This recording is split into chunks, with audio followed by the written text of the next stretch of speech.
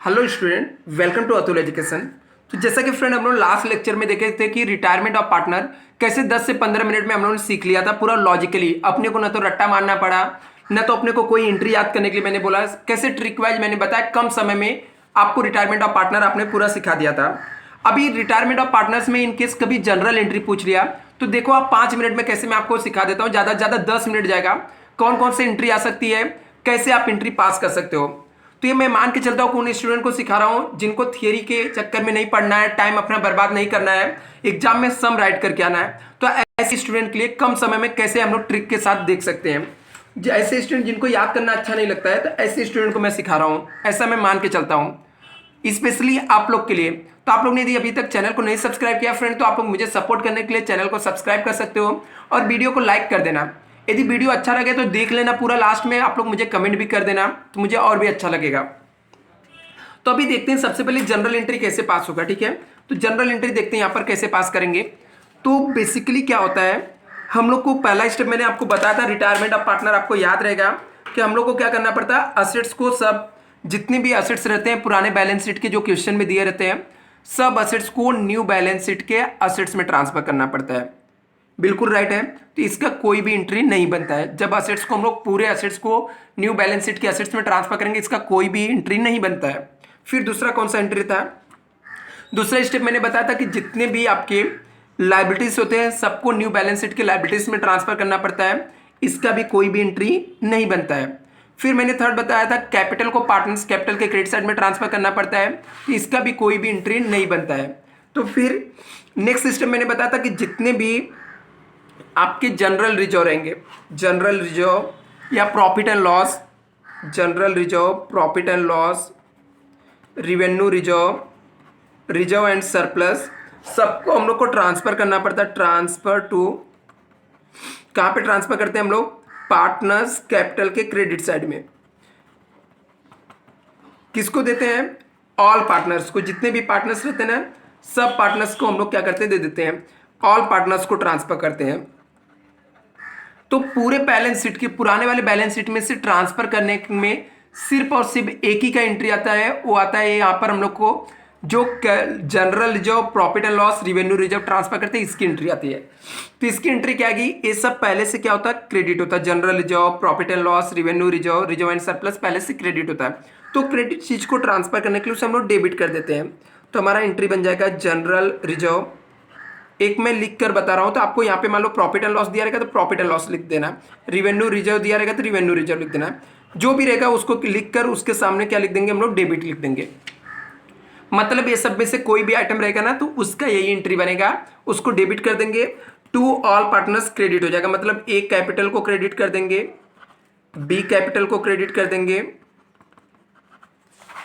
सी capital को credit कर देंगे। फॉर एग्जाम्पल ये अमाउंट मान लो 30,000 था, इक्वल रेशियो इन लोग का है, तो जो भी रेशियो रहेगा वो रेशियो में डिवाइड करके इन लोग को हम लोग लिख कर दे देंगे। पूरे बैलेंस शीट के ट्रांसफर में से सिर्फ एक ही एंट्री आता है यहाँ से, बाकी जितनी भी एंट्री बनती है सब एडजस्टमेंट की बनती है। तो एडजस्टमेंट की एंट्री सबसे पहले जो एंट्री आने के चांसेस रहते हैं वो गुडविल का आता है। यहाँ पे हम लोग गुडविल की अलग अलग 4 से 5 एंट्री बनती है, हर एक सब में अलग अलग आ सकता है। तो मैंने गुडविल के लिए एक सेपरेट वीडियो बनाऊंगा जिसके अंदर रिटायरमेंट ऑफ पार्टनर की जितनी भी गुडविल की एंट्री होती है वो कवर हो जाएगा। तो एक बार वो वीडियो आप लोग देख लेना, तो फिर आपको रिटायरमेंट ऑफ पार्टनर पूरा क्लियर हो जाएगा। अभी एक एंट्री मैं ले लेता हूं, जैसे यहाँ पे लिखा रहेगा goodwill valued of retire partner, क्योंकि मैंने जब लेजर बना रहा था तो उसके अंदर एक गुडविल का दूसरा वैल्यूएशन ऑफ फर्म का मैंने एंट्री पास किया था, तो यहाँ पे दूसरा एक करा देता हूँ, तो जिससे आपको 2 एंट्री तो यहाँ से क्लियर हो जाए। रिटायर पार्टनर के गुडविल का वैल्यूएशन करना है, तो गुडविल क्या होता है हमारे लिए, असेट्स होता है और डेबिट हो जाएगा। गुडविल को हम लोग वैल्यूएशन करेंगे तो गुडविल अकाउंट क्या हो जाएगा, यहाँ पर डेबिट हो जाएगा। इसके जगह पे रिटायर पार्टनर बोला ना, वर्ड यूज किया रिटायर पार्टनर, तो जो पार्टनर रिटायर हो रहा है, जैसे सी रिटायर हो रहा है तो हम लोग यहाँ पे सी कैपिटल सिर्फ लिखेंगे और सिर्फ सी का जो अमाउंट रहेगा ना वो यहाँ पर हम लोग लिख देते हैं ऐसे गुडविल का। यदि राइट अप बोला रहेगा तो अलग एंट्री आता है, तो वो एंट्री गुडविल का आपको अलग अलग रहेगा, वो देखना पड़ेगा। इसके बाद एडजस्टमेंट में क्या हो सकता है, असेट्स इंक्रीज, कोई भी असेट्स इंक्रीज बोल सकता है, इंक्रीजेस। ठीक है, जैसे मान लो एग्जाम्पल के तौर पे स्टॉक पहले 20,000 का था, अभी 25,000 का हो गया। ऐसे आपको दे सकता है। स्टॉक का वैल्यू क्या था, पहले 20,000 था, अभी 25,000 हो गया है। तो आप देखोगे पुराने वाले बैलेंस शीट में 20,000 दिखेगा, एडजस्टमेंट में दिया है 25,000 हो गया। ये आपको बोला रहेगा 10% से इंक्रीज हो गया। तो कोई भी एसेट्स इंक्रीज हो सकता है। एक एग्जांपल मैं ले रहा हूँ स्टॉक। तो जो भी एसेट्स को बोला रहेगा इंक्रीज हुआ ना, एसेट्स क्या होता है, पहले से डेबिट होता है। डेबिट चीज को इंक्रीज करने के लिए उसे और डेबिट करने का, कोई भी एसेट्स इंक्रीज हुआ रहेगा तो एसेट्स अकाउंट्स को हम लोग डेबिट कर देंगे। एसेट्स अकाउंट मतलब जैसे स्टॉक इंक्रीज हुआ तो स्टॉक अकाउंट को डेबिट कर देना है। दूसरा इस चैप्टर का रूल होता है, अच्छा कोई भी प्रॉफिट हुआ ना तो रीवैल्यूएशन अकाउंट को क्रेडिट करने का। कोई भी प्रॉफिट हुआ तो रीवैल्यूएशन अकाउंट को क्रेडिट करने का। कोई भी लॉस हुआ तो रीवैल्यूएशन अकाउंट को डेबिट करने का। अभी मेरे एसेट्स का वैल्यू बढ़ रहा है तो हम लोग रीवैल्यूएशन अकाउंट को क्रेडिट कर देंगे। रीवैल्यूएशन अकाउंट को हम लोग क्या कर देंगे, क्रेडिट कर देंगे। मेरे एसेट्स का वैल्यू बढ़ रहा है तो रीवैल्यूएशन अकाउंट क्या हो जाएगा, यहाँ पर क्रेडिट हो जाएगा। क्लियर एकदम, ठीक है। अब यहाँ पे मशीन का वैल्यू बढ़ेगा तो machine account debit to revaluation आ जाएगा। आप रिवैल्यूएशन की जगह पे प्रॉफिट एंड लॉस एडजस्टमेंट भी लिख सकते हो, ठीक है। आप लोग को मैं बता दे रहा हूँ। जो भी एसेट्स, जैसे मशीन बढ़ा तो machine account debit to profit and loss adjustment. Furniture की वैल्यू इंक्रीज हुआ तो furniture account debit to profit and loss adjustment. इसमें अमाउंट कौन सा आएगा, जितने से इसकी वैल्यू बढ़ी रहेगी। जैसे 20,000 से 25,000 हुआ तो सिर्फ 5,000 वाला जो अमाउंट रहेगा इसके अंदर आएगा। नेक्स्ट एडजस्टमेंट आपको क्या दे सकता है, आपको बोल सकता है असेट्स की वैल्यू कम हुई, ठीक है, डिक्रीजेस बोल सकता है।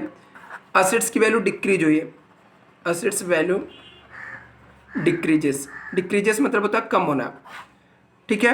जैसे वो कैसे दे सकता है, ऐसे डेप्रीसिएशन बोल सकता है। डेप्रीसिएशन, डेप्रीसिएशन आपको बोल सकता है 10%, 5%, ठीक है। जैसे मान लेते हैं यहाँ पे बिल्डिंग था, बिल्डिंग 50,000 था, 10% डेप्रिसिएशन इसका कितना था, 5,000 से इसकी वैल्यू कम होगी, मान लो एग्जांपल के तौर पे। तो एंट्री क्या बनेगा, अपने को एंट्री सीखना, अमाउंट आप लोग निकालने सीख जाओगे। नहीं तो मैं एक सम प्रैक्टिकल करा दूंगा, आप लोग को आ जाएगा आराम से। अभी देखो बिल्डिंग क्या होता है, बिल्डिंग पहले से असेट्स होता है तो डेबिट होता है। तो डेबिट चीज की वैल्यू कम हो रही है तो हमारे लिए लॉस है, क्योंकि मेरे असेट्स का वैल्यू कम हो रहा है। असेट्स का वैल्यू कम हुआ तो रीवैल्यूएशन अकाउंट क्या हो जाएगा, डेबिट हो जाएगा। रीवैल्यूएशन अकाउंट डेबिट हो जाएगा। दूसरा, या तो आप लोग profit and loss adjustment account भी डेबिट लिख सकते हो यहाँ पे। अभी बिल्डिंग क्या है, असेट से डेबिट होता है, तो डेबिट चीज को कम करने के लिए उसे क्रेडिट करना पड़ेगा। तो हम लोग यहाँ पर बिल्डिंग अकाउंट्स को क्या कर देंगे, क्रेडिट कर देंगे। बिल्डिंग अकाउंट्स क्या हो जाएगा, हमारा क्रेडिट हो जाएगा। कितना, जितने से इसकी वैल्यू कम हुई रहेगी वो अमाउंट लिख देने का। डेबिट का डेबिट में, क्रेडिट का क्रेडिट में।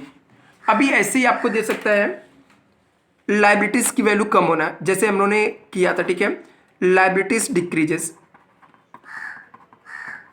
लाइबिलिटीज डिक्रीजेस मतलब कुछ भी हो सकता है, क्रेडिटर डिक्रीज हो सकता है, बिल्स पेबल डिक्रीज हो सकता है।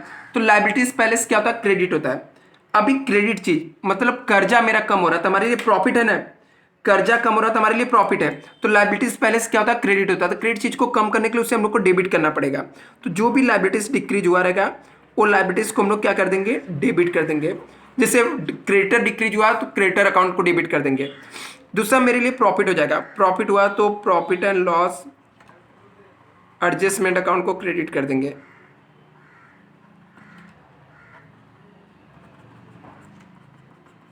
डन। अभी मान लो यहाँ पे लाइबिलिटीज इंक्रीज हो जाती है, लाइबिलिटीज क्या हो जाती है, इंक्रीज हो जाती है। यदि हम लोग को लाइबिलिटीज इंक्रीज होती है तो क्या एंट्री बनेगा, वो भी देख लेते हैं हम लोग। यहाँ पे लाइबिलिटीज इंक्रीज हो गई, ठीक है। कितना एंट्री था, 5, 6 एंट्री देखते हैं। यदि लाइबिलिटीज इंक्रीज हो रही तो क्या एंट्री बनेगा, लाइबिलिटीज इंक्रीजेस। लाइबिलिटीज इंक्रीज होगा तो क्या एंट्री बनेगा। अभी मेरा कर्जा बढ़ रहा था, हमारे लिए लॉस है, कोई भी लॉस हुआ तो रीवैल्यूएशन अकाउंट को डेबिट कर देने का। रीवैल्यूएशन अकाउंट की जगह पे profit and loss adjustment account लिख सकते हो। लाइबिलिटीज कर्जा पहले से क्या होता है, क्रेडिट होता है। तो क्रेडिट चीज को कम करने के लिए उसे हम लोग को, सॉरी, क्रेडिट चीज को इंक्रीज करने के लिए उसे और क्रेडिट करना पड़ेगा। तो जो भी लाइबिलिटीज रहेगा उसे हम लोग क्रेडिट कर देंगे। जैसे क्रेडिटर है तो क्रेडिटर को क्रेडिट कर देंगे, बिल्स पेबल रहेगा तो उसे क्रेडिट कर देंगे, और जो भी अमाउंट जितने से इंक्रीज हुआ रहेगा वो अमाउंट यहाँ पे लिख देंगे। तो मोस्टली ये एंट्री हो गया। अभी इसके बाद आता है प्रॉफिट या लॉस हो सकता है आपको, ठीक है। वहां पे क्या हो सकता है, आपको प्रॉफिट और लॉस हो सकता है। तो जब प्रॉफिट एंड लॉस हो सकता है तो ऐसे में क्या करना है आपको, तो आपको रीवैल्यूएशन अकाउंट ऐसे रफली बना लेना, ठीक है। मैं यहाँ पे बना रहा हूँ, आपको यहाँ पे नहीं बनाना रहेगा, आप रफ पेज पे बना लेना। ऐसे यहाँ पे रीवैल्यूएशन अकाउंट लिख देना, प्रॉफिट एंड लॉस एडजस्टमेंट यहाँ लिख देना, सिर्फ अमाउंट लिखने का, क्योंकि इसके ऊपर मार्क्स नहीं रहेगा। तो जो अमाउंट रहेगा, जैसे डेबिट में मान लो मुझे दिख रहा है 20,000 दिखा है एंट्री में, ऐसे जाके चेक करने का। कहीं पे दिख रहा है क्या, यहाँ पर दिख रहा है क्रेडिट में 5,000 दिख रहा है, यहाँ पे 5,000 डेबिट में दिख रहा है, ठीक है, यहाँ पे क्रेडिट में दिख रहा है। तो जो भी दिखेगा, जैसे मान लो क्रेडिट में 20,000 दिख रहा है रिवैल्यूएशन, तो 20,000 लिख देंगे। 5,000 क्रेडिट में डेबिट में दिख रहा है तो 20,000 प्लस 5,000 लिख देंगे। क्रेडिट में 3,000 दिख रहा है तो 3,000 लिख देंगे। क्रेडिट में 50,000 दिख रहा है तो 50,000 लिख देंगे। जो भी रहेगा, ठीक है, लिख लेना, टोटल मानना। यहाँ पे डिफरेंस आया तो इसको हम लोग प्रॉफिट बोलते हैं। जब प्रॉफिट होता है तो पार्टनर्स ए और बी सी तीनों पार्टनर को हम लोग देते हैं। तो ऐसे में एंट्री क्या आता है मैं बता देता हूं। यदि आपका रिवैल्यूएशन प्रॉफिट हुआ, रिवैल्यूएशन प्रॉफिट हुआ, तो देखो एंट्री क्या बन जाएगा, revaluation account debit to partners capital, ठीक है। पार्टनर्स कैपिटल क्या हो जाएंगे, क्रेडिट हो जाएंगे। तो यहाँ पे एंट्री बन जाएगा आपका रिवैल्यूएशन अकाउंट डेबिट, जो अमाउंट रहेगा उनके रेशियो में डिवाइड करके यहाँ पे हम सामने लिख के लिख सकते हो, ठीक है। Revaluation account debit to partners जो भी रहेंगे, ठीक है। जैसे ए है तो ए कैपिटल तीनों पार्टनर को देने का, क्योंकि यहाँ पर रिटायरमेंट है तो रिटायरमेंट में तीनों पार्टनर्स आएंगे, ए कैपिटल, बी कैपिटल और सी कैपिटल आ जाएगा। यदि यहाँ पे वही डिफरेंस आया तो इस साइड आया तो लॉस होता है, ठीक है। तो रिवैल्यूएशन लॉस का अलग एंट्री बन जाएगा, रिवैल्यूएशन लॉस का अलग एंट्री आ जाएगा। तो लॉस का एंट्री क्या आएगा, यदि लॉस हुआ हमारे लिए तो लॉस के लिए हम लोग ले लेते हैं। तो यहां पर जो भी पार्टनर रहेंगे वो लोग डेबिट हो जाएंगे। जैसे ए कैपिटल अकाउंट डेबिट हो जाएगा, बी कैपिटल अकाउंट डेबिट हो जाएगा और सी कैपिटल, तीनों पार्टनर्स को हम लोग देंगे to revaluation account, revaluation account, ठीक है। जो भी अमाउंट रहेगा यहां पर हम लोग लिख देंगे। इसके बाद एक एंट्री और आएगा, अभी खत्म नहीं हुआ है। यदि मान लेते हैं कि जो रिटायर पार्टनर हुआ उसको हम लोगों ने कैश में पेमेंट किया, रिटायर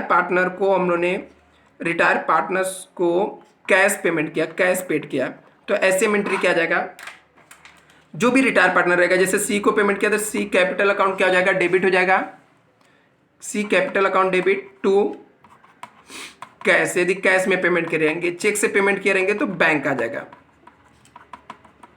ठीक है। इसके अलावा एक एंट्री और आ सकती है कि जो हम लोग को रिटायर पार्टनर्स का अमाउंट रहेगा ना, बैलेंस आता है एक कैपिटल में, लास्ट में बैलेंस बचता है ना, जिसको हम लोग क्या करते हैं, लोन में उसके ट्रांसफर करते हैं। ये था ना ट्रांसफर टू लोन में, ठीक है, जो लोन में हम लोग ट्रांसफर करते हैं, तो इसका एंट्री आ जाएगा लोन में, ठीक है। Balance of retire partners transfer to loan account, ठीक है। तो balance of retire partner, balance of retire partners, balance of retire partner transfer to loan account, ऐसे में एंट्री क्या आ जाता है। तो हम लोग रिटायर पार्टनर्स जो भी रहेगा, ठीक है, सी कैपिटल अकाउंट डेबिट हो जाएगा टू सी लोन अकाउंट्स आ जाएगा, ठीक है, क्योंकि उसका अमाउंट हम लोगों ने उसके लोन में ट्रांसफर किया है। तो एक ही एंट्री बन जाती है। तो यहाँ पर आपकी पूरी एंट्री कवर हो गई। मैंने आपको जितने भी वीडियो बताया इतना आप करके जाओगे, एक सब में आपको प्रैक्टिकल सॉल्व करा दूंगा, आराम से आप फुल मार्क्स स्कोर कर सकते हो। पूरा कॉन्सेप्ट क्लियर रहना चाहिए, 100 सम सॉल्व करने से कोई फायदा नहीं होता है यदि आपको कॉन्सेप्ट नहीं क्लियर है। और लॉजिकली यदि कॉन्सेप्ट क्लियर है तो आपको एक भी एंट्री याद भी नहीं करना पड़ेगा, आराम से आपको कॉन्सेप्ट क्लियर रहेगा तो आप करके आओगे। Thank you so much friend.